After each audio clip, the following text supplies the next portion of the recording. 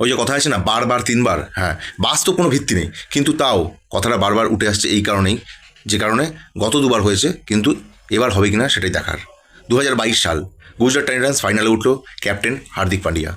Gujarat Titans কিন্তু 2022-এ IPL champion হয়েছিল। ঠিক তার পরের বছর 2023 সাল ফাইনালে কিন্তু আবার উঠল গুজরাট টাইটান্স, ক্যাপ্টেনকে আবার সেই হার্দিক পান্ডিয়া, কিন্তু সেবারে হার্দিক পান্ডিয়া হেরে গেছিল। অর্থাৎ 2022-এ চ্যাম্পিয়ন, 2023-এ হার্দিক পান্ডিয়ার নেতৃত্বে গুজরাট কিন্তু রানার্স, অর্থাৎ চ্যাম্পিয়ন হতে পারেনি। এবার আসি 2024 সাল, কেকেআর ফাইনালে উঠল, চ্যাম্পিয়ন।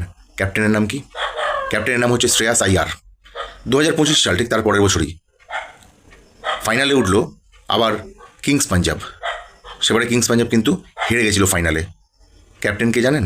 ক্যাপ্টেন হচ্ছে শ্রেয়াস আইয়ার। হ্যাঁ, এখানেও কিন্তু সেই একই রিপিট হয়েছে। 24-এ ফাইনালে চ্যাম্পিয়ন, ক্যাপ্টেনের নাম হচ্ছে শ্রেয়াস আইয়ার। ঠিক তারপরের বছর 25-এ ফাইনালে হার, অর্থাৎ রানার্স, ক্যাপ্টেনের নাম শ্রেয়াস আইয়ার। এবার বলি 2025 সাল ফাইনালে চ্যাম্পিয়ন রয়্যাল চ্যালেঞ্জার ব্যাঙ্গালোর, অর্থাৎ আরসিবি, ক্যাপ্টেনের নাম হচ্ছে রজত পাতিদার। 2026 সাল এটা ফাইনালে কে উঠেছে? আরসিবি আর গুজরাট। আরসিবির ক্যাপ্টেনের নাম কি? রজত পাতিদার।